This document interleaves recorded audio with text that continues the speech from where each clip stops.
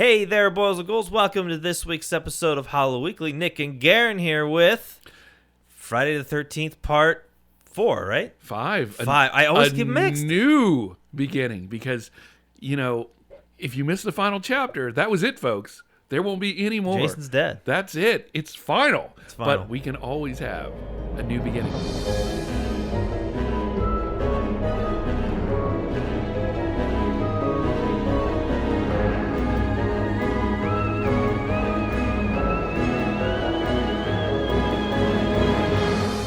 So you had not seen this movie before, and you've only seen a few Jasons. So yes. I want you to think of the first word that comes to your mind when you think of this film. Chocolate bar. Chocolate bar. Chocolate bar is a big one. Sleazy. Trash. Weird dialogue. And so, we saw this at the New Bev in 35 millimeter, and it was a 1985 print. So, it was the real deal. You felt transported when you watched this movie. And you said something on the way there, because we're good friends with Tommy, who did Jason 6. Lives, Yeah. at the one immediately after this one. And you said something like, "Notice the difference." I've Night always told everybody this. Jason Lives is the one that, for people who have never seen any of them, I was the first one you saw. It's the first one I take everyone to. And they're always like, "Are they all this good?" And I'm like, "No. Fortunately, no. No, they're not." But part 5 is the one that I show people. I'm like, "Look, I'm going to show you what this franchise actually is." And part 5 is the incorporation of years of just okay, can we go sleazy? Yes. Can we go sleazier? Yes. Can we go trash? Yeah. Can we go trashier? Yes. And it's the culmination of just all of it in 1 hour and a half glorious present. And the New Bev Midnights, they're always such an amazing crowd. My favorite thing is to first of all, there's an alter ego of mine called Parking Nick. And it's whenever I can't find parking in Los Angeles, I just become a huge asshole. And I'm like, "Jay, I got you on the radio. I can't find place." Whatever. New Bev, you just glide right into some of that street parking. And when we rolled up there, I saw the line forming for the show. And whenever you see a line for a midnight movie, that crowd's about to be fire. And that crowd was fantastic. The Yiddish community is known for a lot of things, but mainly for their great parking. And my favorite thing is to run into the rabbis and, "Oh, Garin, what are you going to see today?" I'm like, "Oh, well, we're going to see a movie called," and it'll be a really embarrassing title. And they're just like, "Oh, have fun with that, friend." It's like, "Well, Rabbi, I have an extra ticket." "Oh, maybe next time." I'm not a sinner. Yeah, it's been 7 years to that next time, but one time it's going to happen. It's going to happen eventually. But just the nicest people, and they, man, just not only do they have great parking, but they're very welcoming and accommodating too, because I think it goes hand in hand. The New Bev patrons treat them with the utmost respect. Yeah. And again, respect is two-way street, mainly on Beverly and La Brea. Yeah, the thing with the New Bev that I really dig is, and I still, I don't know why, I can never get over this, and it's always the first thing I tell people. I'm like, the concession stand is so cheap. It is dirt cheap to get a large popcorn, large drink there. I think it's maybe $10 for both, or $12, something like that. Tops. It's not expensive. It was my total yesterday was $43 or something like that, because I got the Cliff Booth T-shirt. I saw you post that for some of the crew you were working with. I didn't know they had those, and I was like, "Oh, I got to get my hands on one of those." And that's the thing too. I always thought, and I don't think I ever wore it because that's kind of cheeky to wear the shirt to "Oh, you're coming to the New Bev, huh? How'd you know?" No idea. No idea. But yeah, Corey, that was for when we were doing Rebel Ridge. Corey was our stunt coordinator. He's also a stunt coordinator on the new Halloween Ends coming up. But Corey is in Once Upon a Time in Hollywood. He's the cowboy that gets shot off of the roof, and he's credited as Wilhelm Scream. Oh, no way. Yeah, so Corey was that, and he saw my shirt on set. He's like, "Garen's like, no, dude, if anybody deserves this, it's you." So that, yeah, because he was actually with Cliff Booth's stunt team. Yeah, so he, Wow. And plus too, you got to be the legendary Wilhelm Scream in a movie. Yeah. So of course it's like, dude, it's my pleasure. And I told the guys at the New Bev that, and they were like, "Oh yeah, Wilhelm Scream gets a shirt." Yeah. And so that's why we had the photo to tell them, like, hey, it's on its way. But they're just, it's just run by, and all starts with QT. But man, everybody that works there, they always remember you, even if you only get to come like 3 or 4 times a year. And I always try to bring them stuff back because they always give me goodies to take back. Yeah. And I always let them know, it's like, guys, look, I always come like the halfway point because you need that second half booth, and the stuff that you guys provide us is that. Right. And something else I like to do too for my rentals, they always give me like some extra keychains, so I'll always put a keychain on the rental. Oh, that's funny. And every time I turn, they're like, God damn it, it's the new Bev guy again. Every time, always does that. You gotta leave your mark. And it's not just here; it's all other places I rent cars too. That's like your calling card. Yeah. The thing I like about the new Bev as well is all the trailers. Like they can really prime you to get you into like the movie watching zone. And for you, somebody who hadn't seen 1 through 4, I'd seen one. okay, So for the Jason films that I've seen all of them in bits and parts. Yeah. Usually because like AMC or on Halloween, like they'll just throw any random one on at any and that's given time. with you being editor, that's such an editor thing. It's like, I've seen the important clip. Yeah, I've seen. I know. If I see a frame from it, I'm like, yeah. We were talking I've about seen that one. we were talking about because my friend Joaquin, he came from Oppenheimer, and he looked like death because he's worked like 9 years straight. But I felt so bad. I was like, man, I almost wanted to just drive him around the back of my car and like let him nap like a kid. Just like, you need this more than I do, man. You just rest up. And his favorite is the Jason Carey one, Part 7. But and it is, again, from one friend to another, just watch the last 20 minutes. Yeah. That's all you need to see. Yeah. And that's the part that I saw. And if you thought the characters from Part 5, they're not thinly written. I love the Hubbards. I love the sheriff. Shout out to Marco St. John. I love Pam. She's a great final girl. Shavar Ross, Reggie the Reckless. All that. John Shepard being about as method gets. There's so many great characters, so memorable in that movie. Miguel Nunez, I'm going to send you that clip for the Ooh Baby. Oh, yeah. They were playing that before. The remix they played is tight. Good, Yeah. man. It reminded me of like, Jet Set Radio Future and like, early 2000, like 2002 hit like, techno And that was drum improv. and bass. A lot of the stuff in there from what Melanie and Marco and John had told me, a lot of that stuff, Danny was just like, look, just do it. And so they just improv'd a lot. But Do you remember the first viewing of this movie? I did, and I didn't. We were talking about it on the way home.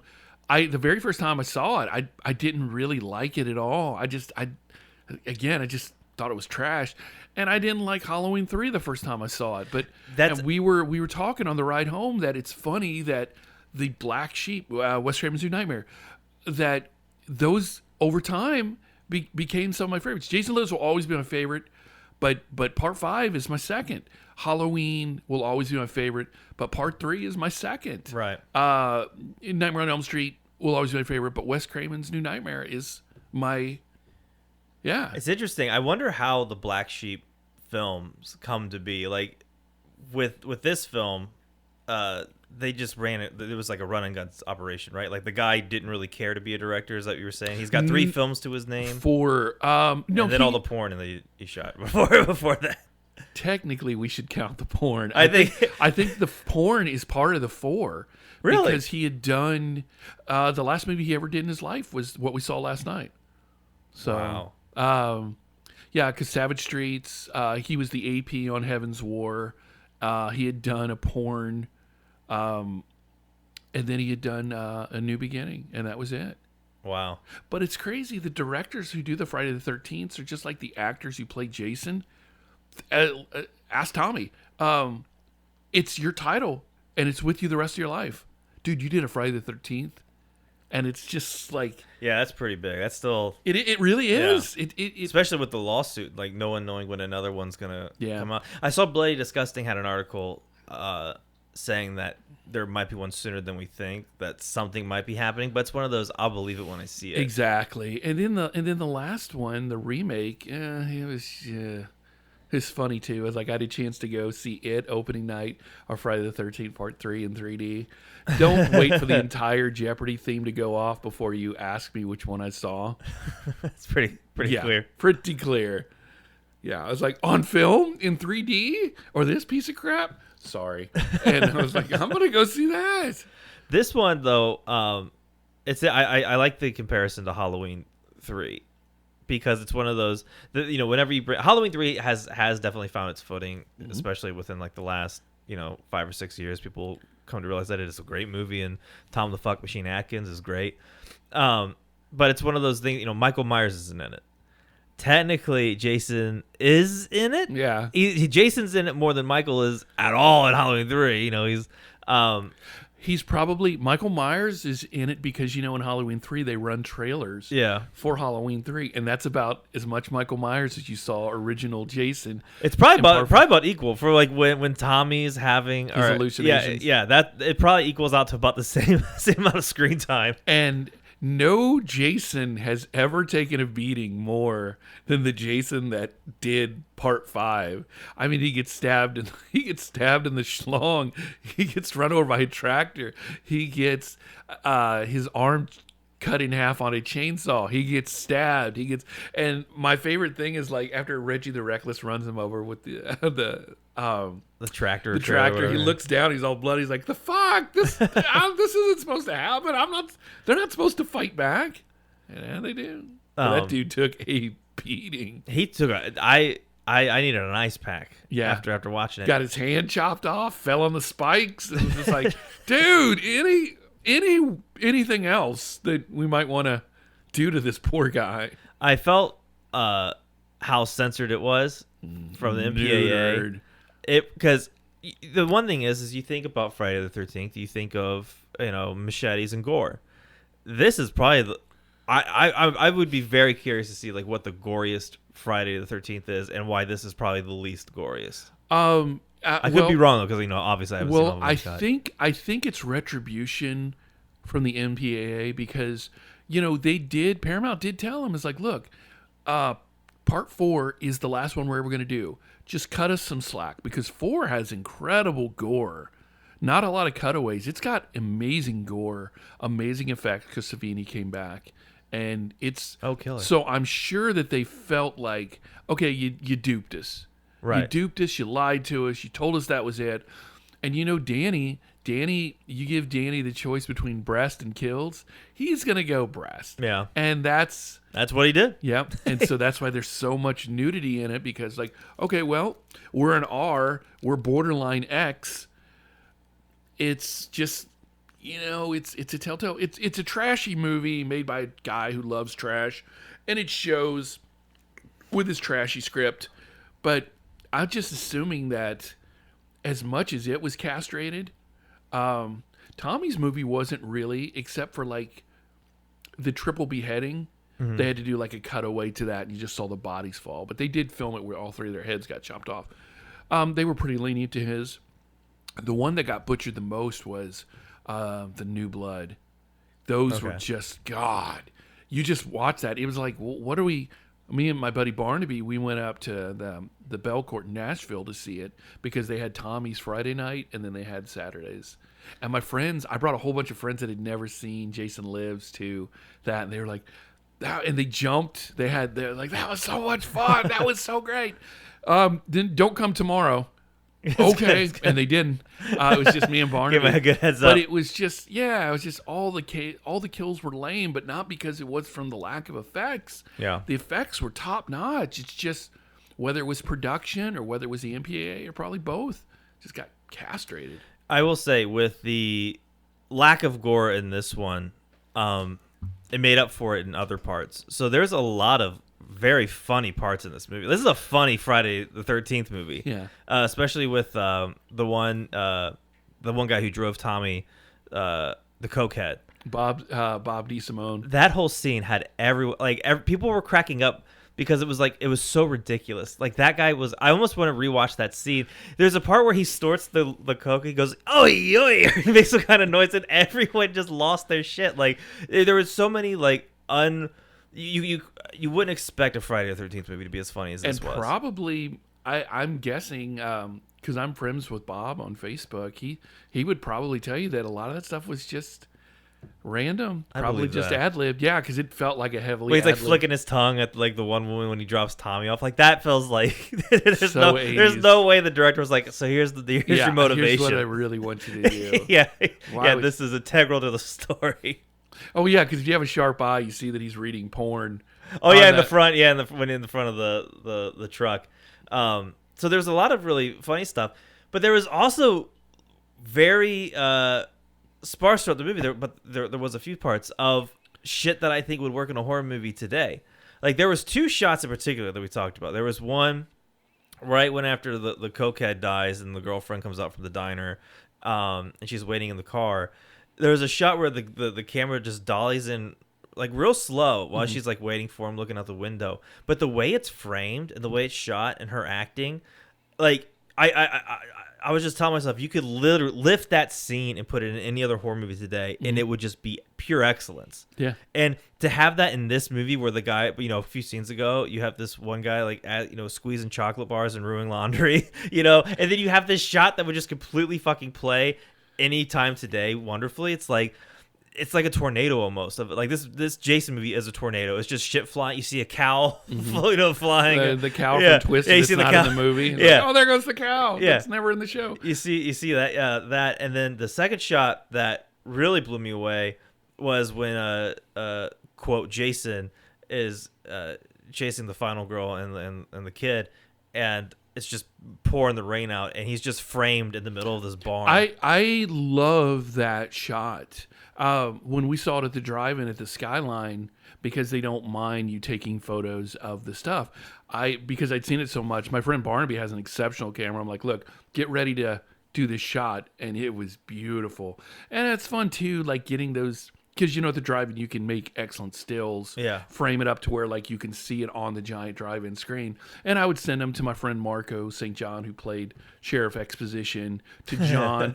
Because as I told you, this is probably, of all the Fridays, this is probably the one that I'm closest to because I've worked with a lot of the actors on it. Mm-hmm. John Shepard, who plays Tommy Jarvis, he was our executive producer on Man Down, and on something else he'd asked me for help on a show, and then Marco St. John, who I think I'm not sure if he lives in Mississippi or Louisiana, but he does a lot of movies around Georgia, in Louisiana, in Mississippi, and just one of the That's cool. great guys. And Melanie and Ross and Ron and Bob and all of them. Not only are they just like super approachable on social media and real life and stuff, but they're still acting, they're still doing stuff. That's awesome. And it was a good bunch. And if it's not, there's nothing wrong if a Friday the 13th is the movie you're known for. That's pretty damn cool. There's a lot of movies that people are not known for. Yeah. To be able to have your staple somewhere, especially in like this industry, is pretty remarkable. The other thing that I loved, especially with this crowd, was the mom and son, the redneck people, like the real the trashy, Hubbards. the trashy neighbors. I was listening to. The Hubbards are the It's best. so funny because this movie, we were supposed to see Bride of Frankenstein's Secret Movie Club, but then they canceled, which really sucks because I've never seen Bride of Frankenstein. I've of course seen the important parts, but I've never seen it front to back, and I wanted to have that experience in a theater on film. Especially Secret Movie Club. That would be amazing, and It still will. Like it would. it's gonna happen. Yeah. But you were like, hey, this movie's 18%, and it's like a Friday film, so I was like, I knew what I was getting into, right? But with this couple, one, they were hilarious. That woman, like the shit she was saying, how just crass she was, played so funny, and like I loved her. I was like, she should be the main character of this movie. There's a scene when she gets on the motorcycle and she just quickly flips off everyone. The law, Yeah. the people, don't touch you, sheriff. I got a bomb on me. I got a ball. I'll blow this shit up. I'll blow us all to kingdom come. I loved her so much, and then her son was his whole purpose was just to be super annoying. So, anyways, I was on TikTok and I randomly got a few videos of Siskel and Ebert talking, and there was a video of Roger. I'm sure they loved this one. Well, it wasn't about about this one, but it was about something that Roger Ebert said that I really thought about when he was talking about reviewing movies, he was like, the one thing I asked myself is, what was this movie trying to accomplish, and did it complete that goal? And it's funny, did this movie accomplish what it wanted to? I believe maybe, I'm not sure, but I know in my heart that there are certain scenes that they had the intention to do and they fucking nailed it. And the one scene, and it's so stupid, this is the scene that like I'm using this example for, but it's the scene after Tommy beats the shit out of the kid, the boy, and he's driving the motorcycle like Meatloaf and Rocky Horror, just mom, they give me, and it goes on for like 2 minutes 30 seconds, and it's so annoying. But I was just like, his intention was to make this guy annoying, and he is crushing it. Like, I hate this character, and I was like, in this weird tornado of a movie, they have a scene where he was like, I need this kid to be annoying, and you couldn't have done it any better. Yeah. And I was like, holy shit, like, there are things that he is accomplishing that he is just fucking nailing. And also, too, it's like, okay, how's he going to die? And then finally, you see and there goes the head. Perfectly clean cut. Yeah. So I think it was like a lightsaber that got him. Yeah, hot knife, hot machete. And then Mrs. Hubbard gets stabbed in the head and face full in the stew. Yeah, the kills were it's a shit. I would love to see like what those kills would have looked like uncensored, because the fact that like every stat, basically, if you haven't seen this movie, the way every kill looks like is you see the knife and it's you see it going towards someone's abdomen, but then it's a cut to their face going, ugh, their tongue sticking out. That's the majority of the kills, and it's a shame. It is, but they did save it. Like every time that Jason got it, they showed him getting everything. Yeah. That's actually a really great point. So maybe that's the compromise. They're like, look, what if we just take it out on one guy? And they're like, that's an excellent point. Which guy?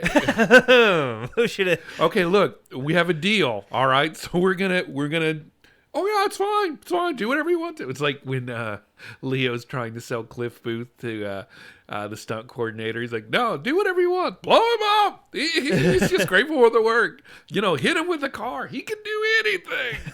And that's kind of probably like their compromise. Like, okay, well, big boy, it's all on you. I will say this. So like most Friday the 13th movies, from what I've seen, they're pretty streamlined. Yeah. X goes here, Jason comes, one by one, everyone goes away. What I liked about this one was you had what was happening with Tommy at the facility. It's not even a facility; it's a farmhouse. Yeah, it's halfway home. Yeah.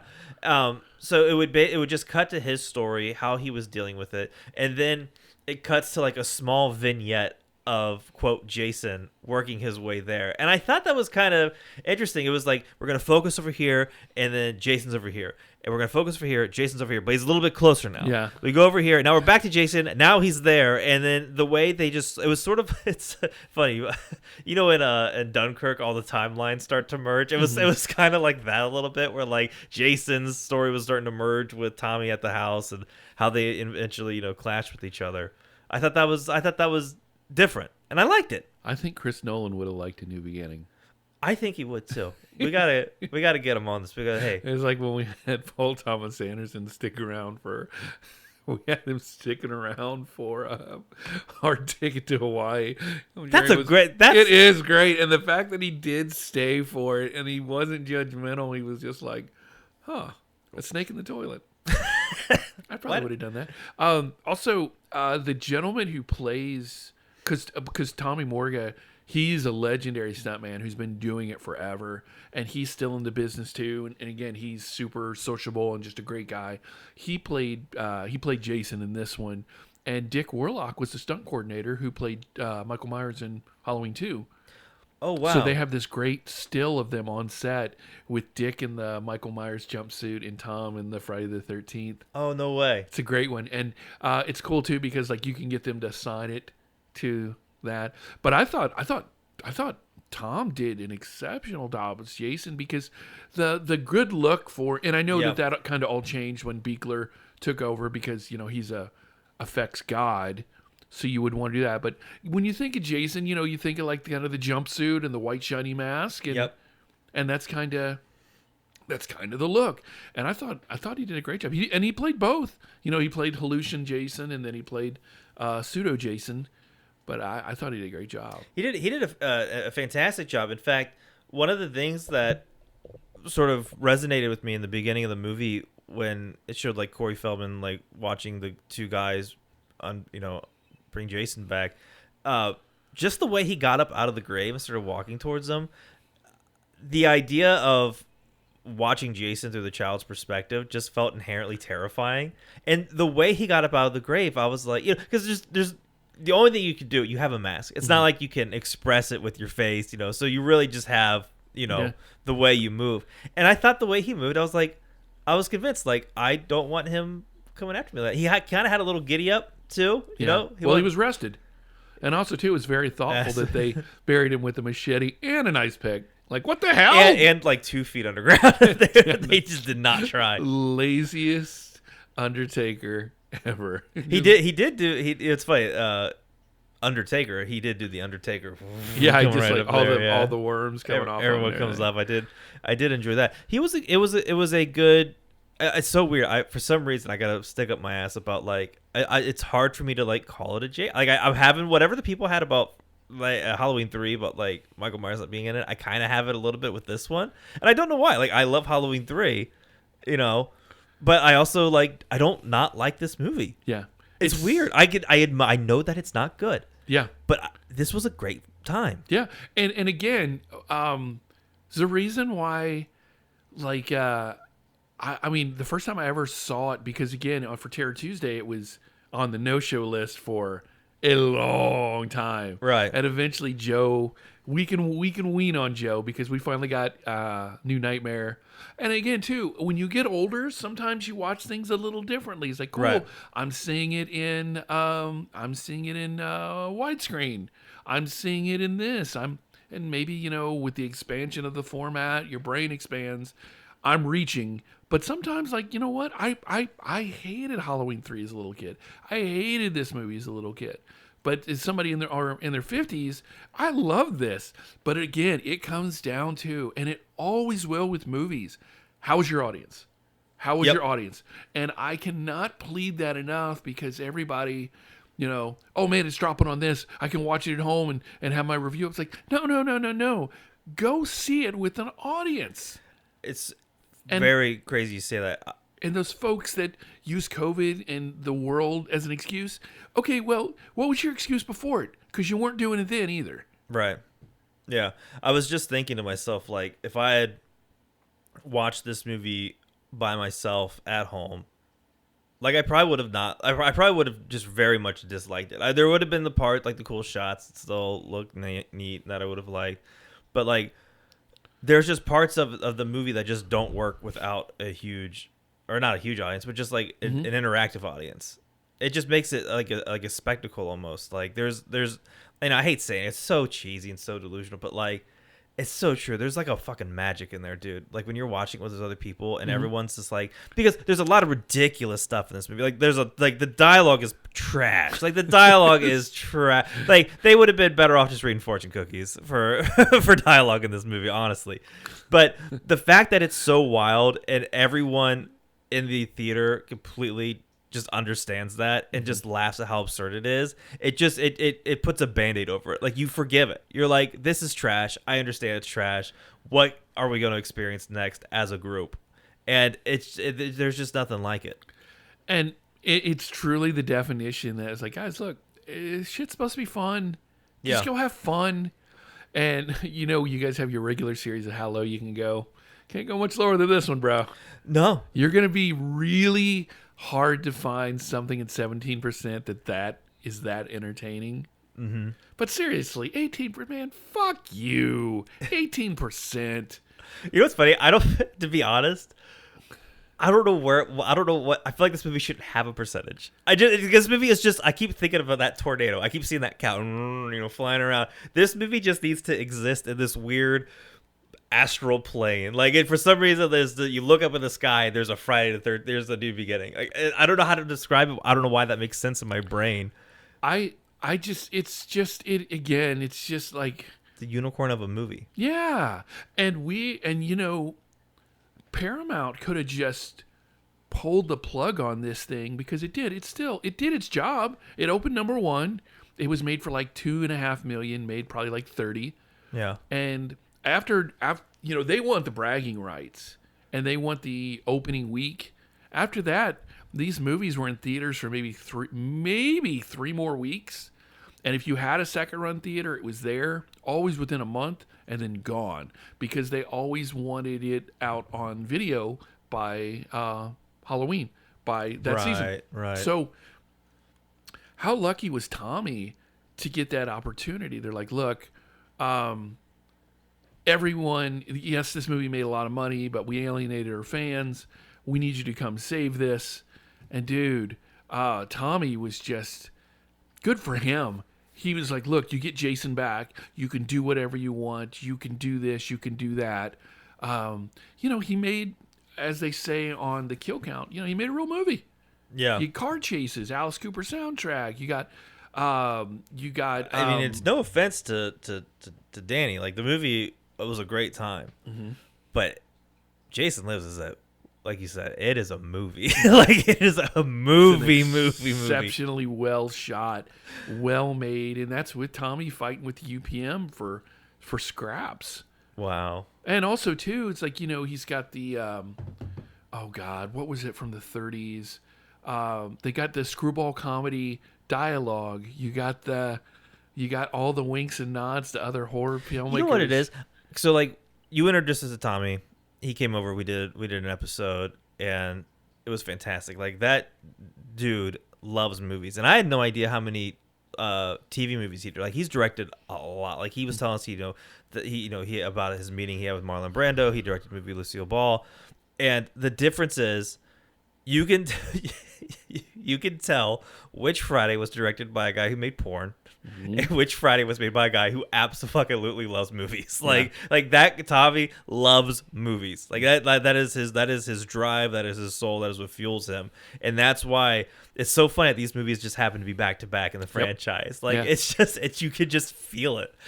But it's not that, like, again, I'm not trashing A New Beginning at all, because I had such a great time last night. But it's just like, you have to, like, just be self-aware of, like, what they are. And they just both happen to work on their own realm somehow. And you got to have one with the other. Yep. Because you couldn't, and then with the New Blood, it kind of goes back to the old, okay, well, we tried making a movie and it didn't work. Although I don't know anybody who doesn't consider Jason Lives to be anything but a masterpiece and the best of them all. But because of the repercussions of 5, the next sequel always suffers, and it still made a good amount of money. I'm sure it probably, I know that it probably made triple its budget, but it was going to be the casualty, because, like, no, they screwed us on the last one, so we're not going to come out for this, which is a shame, because part 6 was the very first one I ever saw. Did Harry Manfredini do the music for Jason Lives? He did. He did, and then, of course, Alice Cooper did the 3 songs. Because I think what's interesting is we're talking about, the franchise, and people always talk about, like, which director did this, who played Jason. But to me, I kind of think the Friday the 13th franchise belongs to Harry Manfredini. Like, that guy is the glue throughout all of them. Yeah, I think the only one he didn't do was Jason Takes Manhattan. And that's because that composer had worked with the producer. The producers for the TV show were also the producers for Jason Takes Manhattan. So I'm sure they just brought the crew. It was probably just easier just to keep that. Swing them around. And Harry didn't miss anything. No, he's like, he's all right. It's that great quote from the Urban Meyer debacle in Jacksonville. Oh, yeah. Travis Etier, he missed the whole year last year, and he's like, well, if I was going to miss a year, that was the year to miss. This is the one. There is something about the it's weird. Like, the Friday the 13th music it was never one that, like, I would put on my Halloween playlist. Like, it's on there, but there's usually, like, a couple songs that you start with. You start with some from, like, Nightmare Before Christmas, Danny Elfman stuff. But there's something about the Friday the 13th music. And the first time I actually really, really noticed it is when we went and saw Jason Lives. Because they were playing what theater did we see that there? We saw that at the New Art. Yeah. So when we were sitting in there, they were playing the score, and it was the first time like I actually like sat with it, and like it primed me for like what the movie was gonna be. It was the first time I kind of understood like what Harry Manfredini was going for, and the music for the Friday the 13th is pretty goddamn scary. It really is, and he tweaked it quite a bit for part 5. It was the one that he said that he had done the most alterations for, because the score is different. It really is. Each one kind of contributes its own. Like part 3 has this amazing disco opening, and they played in clubs in LA to this day. Part 5, of course, you had the there's a magical. They have that, and then they got the Ooh Baby. Part 6 has all those great Alice Cooper songs. I mean, it's why it feels like a real movie. Yeah. To get somebody like that to come do your film, that's pretty special. Yeah, and the theater at the New Bev sounded pretty great too. It really does. I went the night before for Inglourious Bastards, and being Quentin's personal print. The sound, we were talking about it too. The sound of seeing movies on film just sounds better too. And listen, I'm the first son of a bitch that will tell you, like, I love everything digital. I love the digital stuff. I love the ease of it. I love having it, being able to experience it. The fact that people who normally wouldn't be able to see this, certain types of movies or TV shows now have the access to it. But there's something that I don't. And I remember at film school they were saying you could never replace film, and I was like, don't bet against technology. Technology, technology has to do is just figure it out. Like they have until the end of time to figure out how to make this stuff look on film. But there is just something. I'd be a liar to say there's not a big fucking difference. Like there is. Like there is something completely just different. Whether it's when we went to go to the Universal Marathon, and I love hearing all the pops and creaks of a movie that was struck from 1931. And even in this one, like they said, and I love about going to these theaters is like when they introduce it. Like you were talking about how you host a lot of the movies. Like it's a very important job to get them hyped.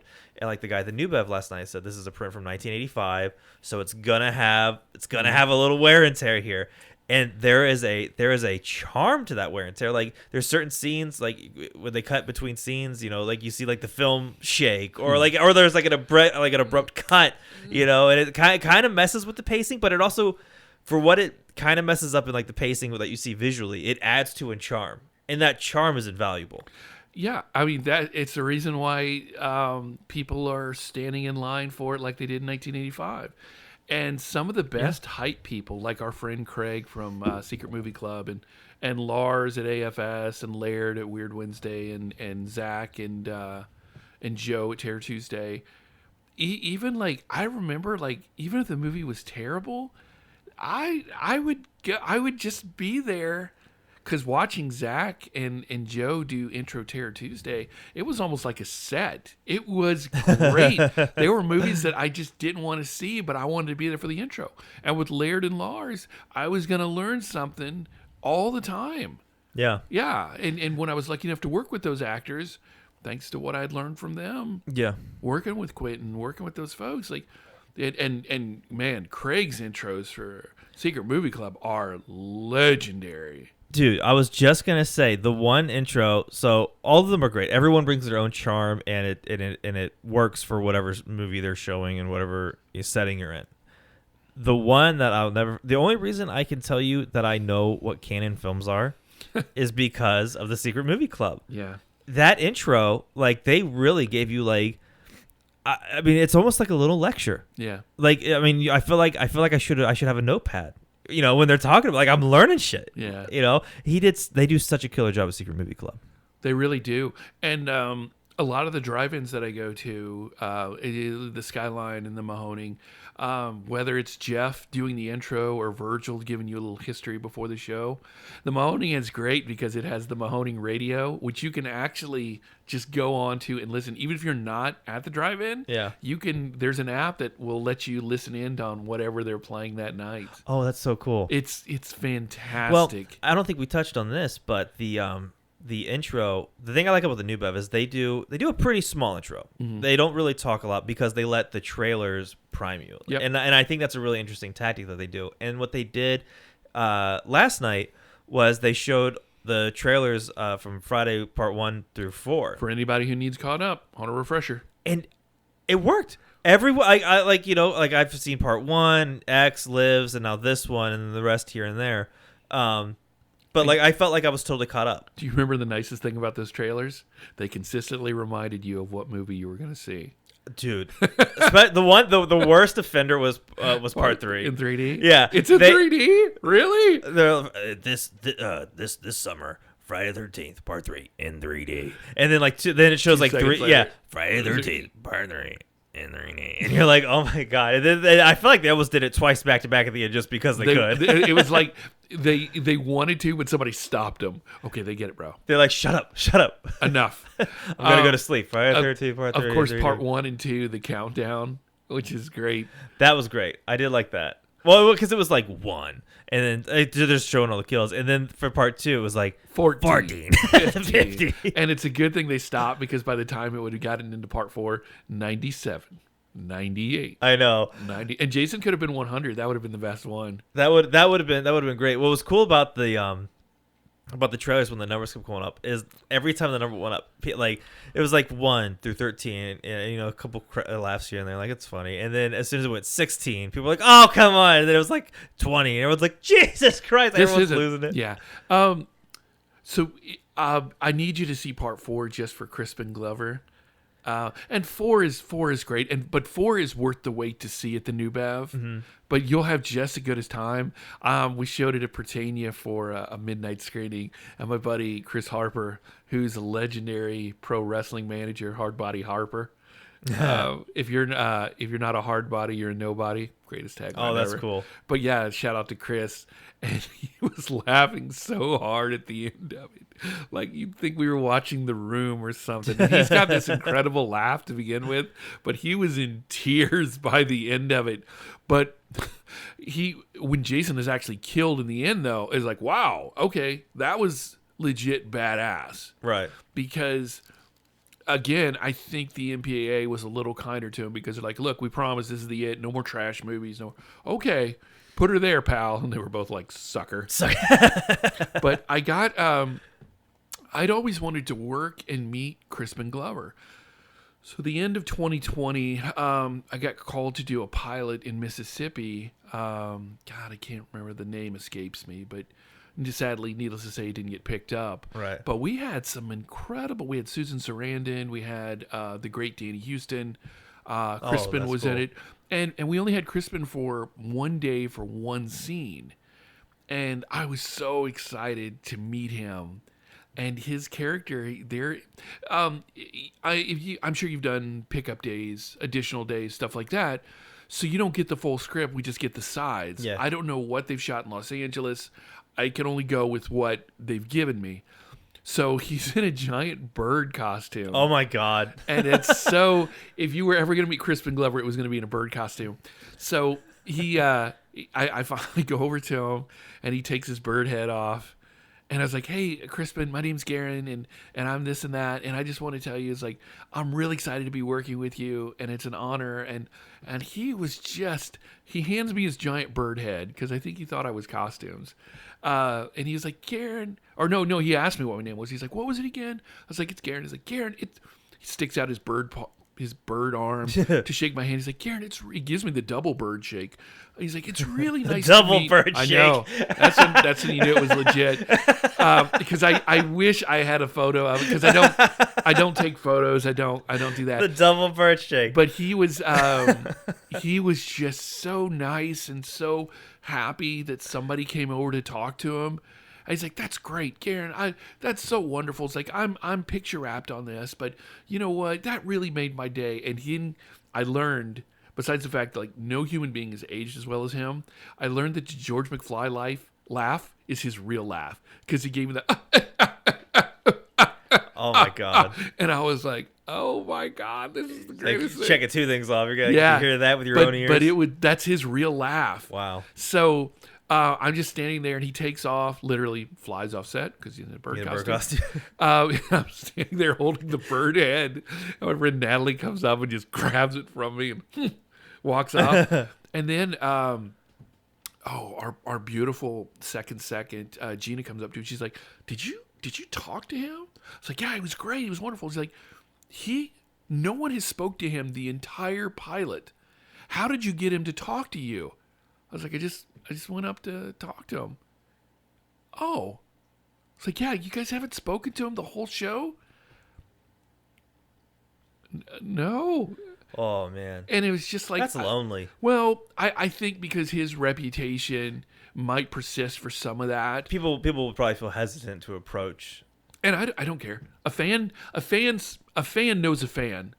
And, you know, it's like I told you how I met Fincher before I started working for him.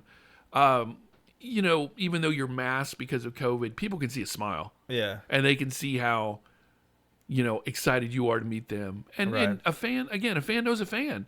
And he could just tell that I was genuinely, but it was great. And they're like, and she runs me over to Chris the first, hey, Garin talked to Crispin. And he did? Well, what did you say to him? I was like, so like everybody was, what did you say? What did you get? And it's like, we just talked. He gave me his bird head. I think it was a mark of friendship. I think so. If anyone shakes my hand with the double bird paw, I know. double bird, hand. Double bird hand. Yeah, shake. I honestly think we're legally like best friends for life. Yeah, but he was so wonderful, and because I love Back to the Future, and I do love A Final Chapter. It's a lot of fun. That was the one where they played a completely. I think they played like Back in Black. He was like dancing to AC/DC, and Yeah. then they completely changed the song. My buddy Chris, he's out there, like when we finished the movie, we're walking our car. It's just like a little after like 2 a.m. He's out there, and I see kids like 12, 13 years old doing the dance and stuff, too. It's funny. I've never been prouder. I saw the thing where they were like, I was dancing to a different song, and they changed it. I'm like, you still busted out those dance moves. It's not like they were great dance moves to begin.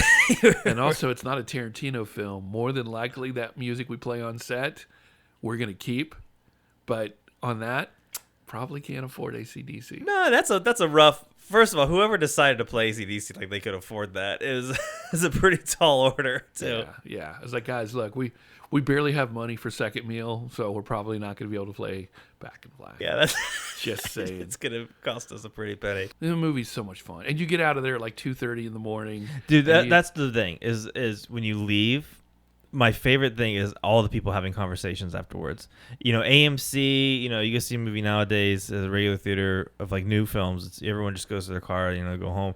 After those, like people will stand outside and like have conversations and like they're engaged. Mm-hmm. Like I saw when we left, I think there was like 7 or 8 pockets of people just talking about it. And like everyone was animated. Yeah. It's 2:30 in the morning and they're jacked up. Like they just saw like a crazy Friday the 13th film and they need to talk about it. Yeah. And if you're like me, you're out of state. It's like, oh man, it's almost 5 a.m. New Orleans time. I know. I felt so. We were driving home and I was just like, man, you gotta get some sleep. I feel great out here. I wish I felt like this all the time. Okay, go back. That's what makes it special, though. No, it does. It does. Once you get past your 5-6 day window, you're like, oh man, I'm really Well, it helped tired. that you kicked it off with some In and Out. I really feel like that's like That's warm. the fuel that That's- gets you gonna get. That's gonna the get- warm welcome. Yeah, it does. Anywhere else, you'd be like, must sleep. but now here, man, it's like, and it goes back to like Los Angeles. I just love the people here so much. They're so engaging. They're gorgeous, but they're just. It's cool. You can just. And trust me, New Orleans is very outgoing and lovely and beautiful too. Austin was a wonderful. Chicago, all those places I've been lucky enough to live and work on movies. You've held, but man, here, it's special. I mean, it really, really is special. And going to see a movie is like how it probably felt in the 50s. It was a big deal. Yeah, I constantly feel that way at the New Bev. I haven't felt it at the other theaters. The other theaters have been wonderful experiences, like definitely better than your run-of-the-mill, big chain theater now. But there's something about the New Bev that I don't know. They really, that, like I said before, they get you in the zone of like what it would be like to watch this movie on opening weekend. Like that's how it felt like watching this movie, and I think that's probably why it was more enjoyable than if I had watched it on AMC's Fear Fest or something. Yeah, and we talked about like folks on social media and stuff like that. I watched 12 movies this week. It's like, yeah, but tell me something about them. With the movies, it should be an experience. Yeah. Well, hey, what got you here? Yeah. And people get so, well, you don't tell me how to watch movies. It's like, I'm not, bro. I'm just suggesting something. Do with it what you will. You probably know more about movies than all of us combined. Right. You also probably don't have any friends, so that's probably why you're watching. That's probably like watching that. 12 movies a day. Yeah. But it's just like, it really is like, well, what was, and as the older I've gotten, it's that experience that got you to there. It's like, well, how do you see this? Like, oh man, I flew to Philadelphia. I went to the Mahoning, and I saw Virgil, and I saw the kids, and I went to the projection booth and tried to sprawl it, and then they kicked me out. Because the nice thing about the Mahoning, you could actually go in the projectionist booth whenever you want. Really? Whenever you want. And a lot of people, like, you'll get like lazy people who are just oh, I'm too lazy, so I'm just going to cut through projectionist food to get to the snack bar. Oh my God. They don't mind. But no, it's like you have to go in there because that's where the DJ booth is. That's where the sound booth is. That's where. So I always will bring them swag back because, I told you when I was there a few weekends ago. God, what was it there for? I can't remember, but it was epic, like it always is. But it was 51 in July there. Whoa. And so I will, for the projectionist, I'll always get them like nice Panavision beanies because it can get cold in there. Yeah. Come, because they close at the end of October. Their year is April to October. But when you're a specialty place like that and people are flying all over Earth to come to your amazing drive-in, you have to. Oh, I went to Schlock Weekend. How was that? It was great. And those movies, I told Virgil, like, dude, we have a different definition of schlock. I saw my first ever Quatermass movie. I saw Godzilla 85. I saw It, the Terror from Space. I saw Beast of the 40,000. So essentially got to see a Willis O'Brien film. I got to see a Ray Harryhausen film. I got to see a Godzilla film. There's, Day of the Mole people. It is what it is. Pretty schlocky. Yeah. But I couldn't stay for Stooge-orama, which was, that was All Day Sunday. But the Three Stooges will always be a special place in my heart for the drive-ins because the Skyline Drive-In where we go to, me and my buddy Barnaby, and we're like the Fellowship of the Ring. Right. We'll bring more people along with us.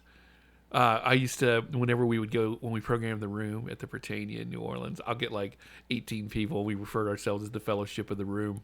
Like, all right, well, we picked up these folks from Texas, and this he's here from all the way from Baton Rouge. I'm like, wow, a whole hour. Good for you, sir. How did you find the time? Man, I'm going to leave you 10 for gas. But so the Stooges, when we do these marathons, and we got one coming up the end of April, the last couple of movies will be on 35 mil, and the projection booth, the projector in the Skyline looks like the projector that Time forgot. How it works is a miracle, but it works. And I don't ask questions. I don't look it in the eye. I don't ask weird questions. I don't make eye contact. It just works. So I don't want to touch it. So they're legit dusk till dawns. So we start at just like the sun almost going down. And by the time that you're done, it's as bright as it is out here. Oh my God. So you're going the full gamut. But Barnaby and I are always the last two, and they try and like swerve us to leave. So like, well, we got a 2-reeler of porn.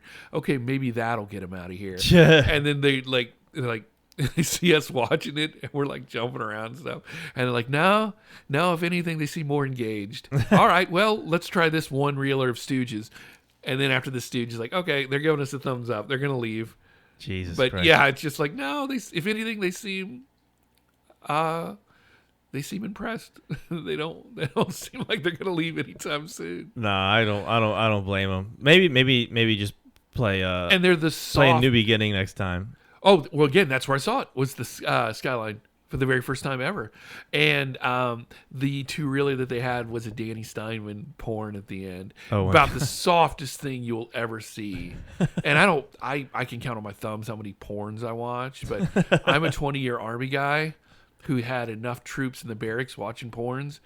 And I was like, I think you're the only human being on Earth that watches the whole movie. Well, they filmed it. I should watch it. I'm like, no, dude, that's not how porn works. You want that pure? It's pure cinema. It's still cinema to me. Damn it. And he was like, he's probably like, oh man, he's still watching. Well, I guess we got to keep rolling. We got to keep rolling, man. So why is his windows fogging up? Yeah, it's like, call the cops. Why is he? Get him out of here. Why is he still here? Give him a bucket of water. Oh, cool him off. Those soldiers, though, was like you could always tell. I think it was Specialist Talbot and some others, but yeah, they would always have like that's all they would watch, and they would watch the whole thing. Ain't much to do in the desert. No, and also I'd be like, bro, are you listening to the director's commentary? Go to bed. The for director's God's commentary. sakes. That's funny. Well, it was a good time. I definitely want to round out the rest of the Jason films in this similar fashion. I want to, because that seems like the only way to do it. Watching it at home on TV, no, it's gonna by be yourself. lame. And here's the great thing too: you live in LA, so they have not just a print; they have multiple prints. So we can go see Part 3 in 3D in 35. The final chapter plays a lot at the New Bev, because let's face it, it's the final chapter. There will be no more after this. You've got to be here. And that's my selling point for Tanya all the time when we show it. Guys, you got to come. You say that every goddamn year. I mean it. You've got to come. This is it. We will never play New Beginning at Britannia, I'm afraid. No. So it's shot over there, but anywhere else, especially here in LA, you can make it happen. But I have probably programmed, or we have programmed, Jason Lives almost every Friday the 13th. Because it's a winner. Yeah. It's like, I was like, hey man, I'm going to bring everybody come see the movie that got Garin into the business. Oh. It's like, oh, so we're gonna cheer your names in the credits. Like, no, guys, it's a figure of speech. All right, I was 13 when it came out. Even by union standards, I wasn't allowed to work on it. But it was just like, this is the director that got me into the business. This is that. It's a metaphor. Oh, so your name's not in the credits? And you're like, oh my God. Okay, yeah, they're in the credits. Will you come? Oh, okay. We'll have someone at them. We'll just throw it in at the end, like when it's like the copyright and stuff. Then at the bottom just put P.S. It's just Garin was here. Yeah, it's just taped up there like so unprofessionally. For the classic series, Mr. Renee, who left us in 2017, he did a documentary about him in the theater. And it never got made, so they spliced the footage of what they could. But he has this great intro that they play before the classic series. And we always give it a nice standing ovation. And sometimes people won't clap. Well, that's a problem, because I'm going to make you clap. Whether if I have to put my hands between you and your friends and clap between you, you're going to clap, goddammit. So the running joke is, because we've gotten more newer classic series, like Sunday was Blade Runner, or today was Blade Runner. This next week coming up is Frenzy. You and I were talking about that off air. Yeah. The week after that, Shawshank Redemption. So we were joking, like, okay, in Mr. Renee's intro, he's like, okay, you're going to see actors like Myrna Loy and this and that. Do we dub his voiceover? Like, and you're going to see Harrison Ford. You're going to see Clint Eastwood. You're going to see Morgan Freeman. And like to the point where it doesn't even come close to matching his voiceover. He's like, well, we were going to do that for the Christmas series, Well, we've got great actors like Will Ferrell. So we were just like, no, we'll probably just leave it as the movies will speak for themselves. But it's like, all right, well, if we need some quality dubs, I know where we can. We know a guy. Yeah, we were talking about the Craigslist hires. It's like, he comes highly recommended on Craigslist. I'm like, well, that's not saying much. I'd rather hire a random person on the street than do Craigslist. Hey, friend, can you hold a stick? Yeah, okay. I will say this, though, and I am eternally grateful to Craigslist, because we had talked about, like, how he had done tours to pay for everything, all my cinematic moves. The industry will let you go to your lowest before you ever reach your highest. And I'd lost my place in Louisiana. I was like a month maybe less than that, before I was going to be evicted in my place in Austin. I had little to no money, was barely, getting like a day here on Machete, a day here on the Tree of Life, a couple days on Boyhood, and I responded to an ad on Craigslist for the Sci-Fi Channel, and it was a quote-unquote 3-picture deal, and they called me the next day, and things, I'll never forget that day. That was October 11th, 2009, and that was the day the worm turned. Wow. And that 3-picture deal, I mean, it was just, and it turned out to be like 13 movies when it was all said and done. And I've always gone back, even like when we did Green Book, I was there to do Santa Jaws, because you should always pay it back. Mm-hmm. And I was able to keep my place. I was able to get another place in Louisiana. I was able to, oh man, I can never, it was a different time, a different world. I'm still hung up on that. You just dropped like an Oprah quote, man. That the industry lets you go to your lowest before you go to your highest. Yeah, it really does. That's damn. And it never lets you get too high. When we won our very first Best Picture for 12 years, I got a call later that night that our show Ravenswood got canceled. So it never lets you get too. Out of whack. You won the Best Picture. You're on cloud 9. Nothing can touch you. Hey, by the way, our show's canceled. Fuck! Jam. I'm going to curl up into a fetal ball and cry with this bottle of champagne that's non-alcoholic, because I got to be on set in 5 hours. But no, it's true. So I know now, would I hire somebody off Craigslist now? Hell no. But the world was different in 09, and that's how they were. Because I think I told you and Nick this, so if I did, just cut me off. But Iowa lost their incentives overnight, their film incentives overnight. So that's where all the Sci-Fi Channel movies were made. They literally showed up the next day in Louisiana. Like, look, we need a brand new crew. And that's awful. Yeah, but I mean, that's how life is. It is, and especially in the film business. It's like, oh, you got nothing to offer us? Okay, we're gone. Hey, but what about the loyalty in the crew? It's like, well, we'll still send you a Christmas card. And they got those, they showed up in BR, and we were talking about like how, back then, you didn't start working in New Orleans right away. You had to do BR before you got the call up, the big call to New Orleans, and that's where you're going to spend the rest of your life. And god damn, I just like, my brother had to loan me rent money.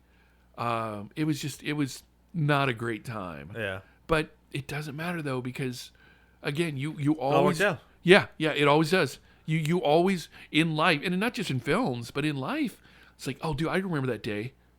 And man. Well, I think that's a great place to wrap it up, because that quote totally fits for these two Jason films. Mm-hmm. It won't let you go. I actually wrote it down. It was the industry will let you go to lowest before you hit your highest. That's and true. A New Beginning is the lowest. 18%, baby. And then its highest was right around the corner with Tommy's Jason Lives. We had somebody in the crowd saying like, yeah, this movie's 18. I just was like, that's almost 19. And he was like, it's true. That's true. Well, if you're listening to this episode and you personally love A New Beginning, let us know in the comments there. I would love to know like what stuck out to you that makes you love this movie, because I know there's something there. There's something that resonates with everyone in this movie because of that weird tornado effect. Like, it's just spinning and something's gonna hook into you that you're gonna like. For me, it was like those two cool shots and just that crazy coke head. I just thought he was the most hilarious thing I'd seen in a while. So we'll post the Ooh Baby in the comments section too, the remake. It's a good remake. Like it's a like, honestly, like if you listen to that while you're out on a walk or you're working out, like you're gonna get a good pump on. I'll make sure, because I need to send it to Nick. We'll also post the commentary by Danny, Shavar, and John in the comment section too, because it's one of the. I put it right up there with Jason Goes to Hell as one of the funniest commentaries I've ever heard. Because when people trash their own work, you don't even need to watch the movies. It's just fun. I'm going to send you the Jason Goes to Hell one too, because, dude, it's like, look, we're just here to have a good time. We're not making Lawrence of Arabia. We can just have a funny time, and it's hysterical. I was crying laughing listening to both. And I've got friends that have never actually seen Jason Goes to Hell, but only watched it with the commentary on. That's how I want my viewing to experience. If I don't get it through 35 millimeter at one of these theaters, I want the commentary track. And Adam Marcus, who's just one of the, he was, I think, 22, 23 when he directed that. Wow. And yeah, it's his first time, but him and Dean, the writer, they hold nothing back on it. They're like, oh man, that's her tucking the gun for the film historians that are watching this show. All right. Well, until next time, stay scary. Watch a bunch of horror movies, and if you're in LA, that'd be cool. I don't know if you're in LA and you're seeing these movies. That'd be great. We have this big fucking group. There's got to be some people. Yep, and we'll see you in line. Yeah, we'll see. That's a great place. We'll see you in line.